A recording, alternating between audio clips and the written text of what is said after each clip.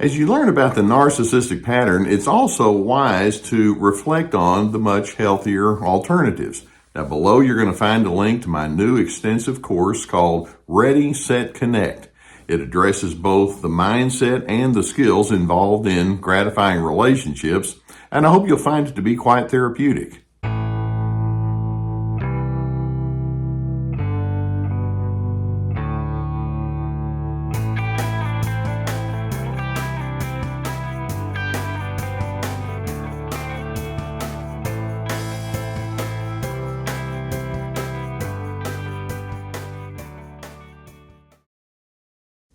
I know that many of you, as you have continual engagements with narcissists, can have a real strong sense of exasperation, thinking, all I want to do is live a decent life, and I don't want to superimpose anything upon anyone else, but I also don't want you to superimpose anything on me. That's what they do.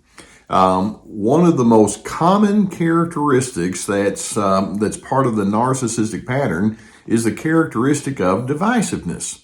Narcissists seem to have a mindset that says there's going to be winners, there's going to be losers.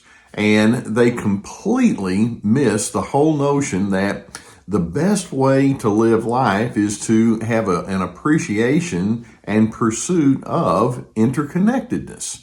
We want to have a sense of harmony and unity. And if enough of us can have a mindset that says, let's make that a priority, we could actually go somewhere good. I remember way back in my grade school years and certainly into my high school years, we were taught qualities for our society that would be grounded in words like freedom, or equality, or fairness for all, or the absence of tyranny. And I suspect that you had those same kind of teachings when you were growing up. We have all sorts of writers, whether it's in the world of philosophy or sociology or theology, that emphasize those kind of things.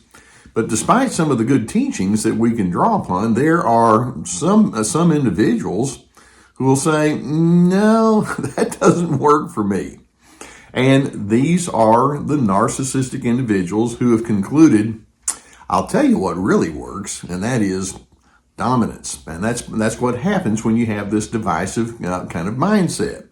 Narcissists have the notion that says, me first. But that doesn't describe it enough. It's me first above you. And they want to gather people around them who will nod their head and say, yeah, I can do that. Now, this can be on a very large scale within governments or large business structures or systems inside of schools or extended families, or it can be just one-on-one with you and that strongly narcissistic individuals. But basically, the narcissist, in their need for dominance, has the notion that says, I will punish you, and I will ostracize you, and I will make your life miserable if you come against me. Don't you dare try to pin me down and make me out to be some equal kind of person. I'm not your equal. I am your superior. Now, I think it'd be interesting for us to ask, what in the world is going on inside of individuals who allow themselves to think this way? And this is not a small number of people, by the way. Basically, the first thing we want to remind ourselves when we talk about narcissism is their approach toward life ultimately can be summarized by saying they don't trust. Now, I can say they don't trust you, which is accurate, but take the you out of the equation. They simply don't trust, period. And whoever comes along, they tend not to trust. They have a lot of paranoia. Somewhere deep into their past, they decided that things like openness and equality and egalitarianism and group discussion and an appreciation for differences, like, no, that's going to get you in trouble, or that's not going to get me what I want. And so trust and all of the positive qualities that come along with that are completely lost on that dominating narcissistic individual. And in addition, and this is terribly sad, and you've heard me say this elsewhere, they don't have a conception of love. One of my strong defining features of narcissism is the absence of love. Somehow, connecting with people at a heart level is something that's just, It's not in their skill set. It's not something that they've developed well, and they certainly don't want to do that with you. In addition, as part of their motivation, they've decided that group input is irrelevant. In any kind of group that you have, you're going to have a wide diversity of thought and feeling and preference and all the rest. With narcissists, that word diversity is a nasty word. It's like, we don't do that. You people out there are too stupid to think things through correctly, and if you'll just do what I tell you to do, we're going to get along just fine. And so they operate with this non-trusting, non-loving, very rejecting kind of a mindset. They operate with a very black and white way of thinking that then gives way to all sorts of patterns that are terribly inappropriate, and I dare say that you've been exposed to some of these. For example, people who have strong narcissistic leanings can be prone towards misogyny. They can be prone toward racism. They can be prone towards thinking very exclusively to the extent of condemning people who think religiously different from them. They can be prone towards hate speech. They can be prone towards abusive treatment in general. They can be prone towards relationship alienation. You're either alienated yourself or people that they're close to are alienated from you. They think that they have the right to own individuals. They can be prone toward belligerent themes of entertainment. They can be prone towards jobs that allow them to take on an authoritarian mindset. I'm the boss and nobody tells me what to do. They can be prone towards conspiracy theories. Everybody's out to get them. Basically, narcissists operate with a real strong sense of paranoia that says the only person in the room that makes sense is me. And that being the case, their end game is to bully you and people just in general into submission, into subordination to them. Now, I know that there are many of you that may not have the physical means or capacity in the moment to just completely get away from these people, but I think just by me describing it like this, you can see this is not a good formula for relationships at all.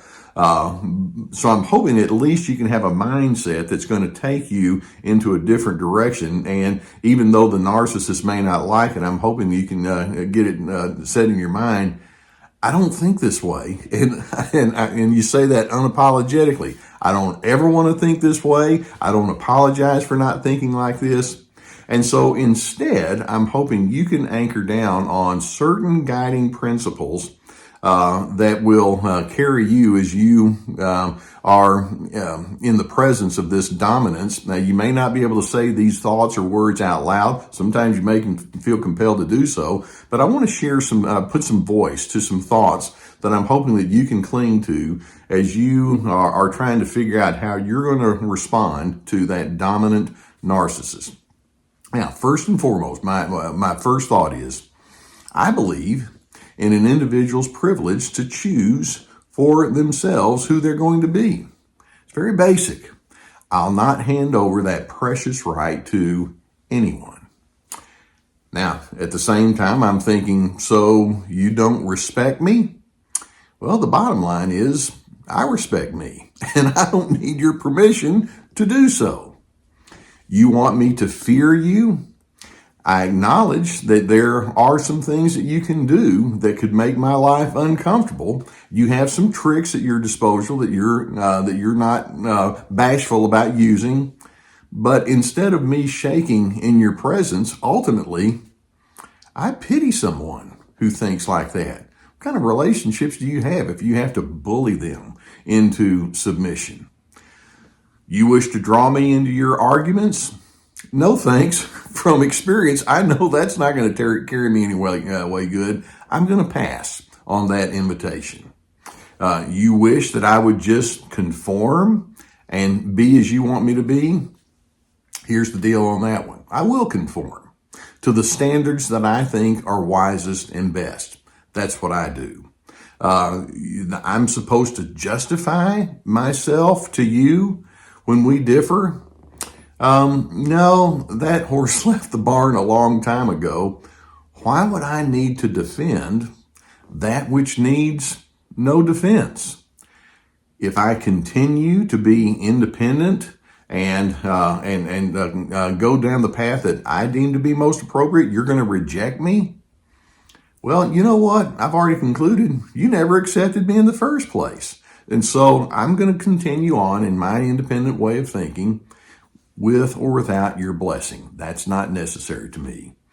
You think you'll do everything in your power to bring down my reputation? You may have some clout in that category, but the bottom line is I have one thing that you can't take away from me, and that is my integrity. You'll not have ownership of that. You see, this whole narcissistic notion that says it's a reasonable, right thing to dominate other individual is misguided. But actually to say it's misguided is not strong enough. It's foolish. It's a fool's way of living. And so to that narcissist, you can think to yourself, you can perfect the art of foolishness, and I understand that's ultimately your end game. But for me, I pursue the course of wisdom. I pursue the course of love. That's my end game. I hope that videos such as this can give you some good food for thought, and it can be a comparison and contrast from their very unhealthy way of thinking to your much cleaner way of our approach toward life. If you've not already done so, I would encourage you to hit the subscribe button so we can send more videos in your directions. I consider it an honor that you would include me on your personal journey.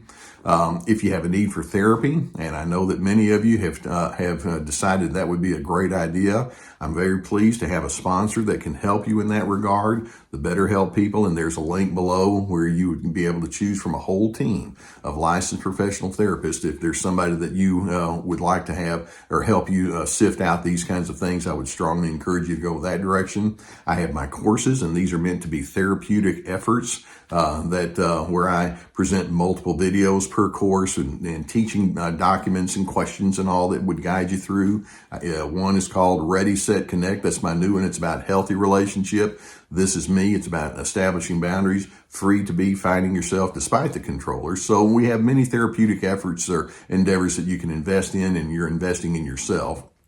We also have my books and other resources. Okay, let's just underscore. Somebody that's paranoid enough to think, I can't trust you, therefore I have to be dominant, is someone who doesn't know how to do life well at all. That being the case, I am not about to take my cues from that person. Instead, I'm hoping you can commit to dignity, respect, and civility. That's what we stand for here on Team Healthy. And in doing so, I'm hoping you can find your place of peace.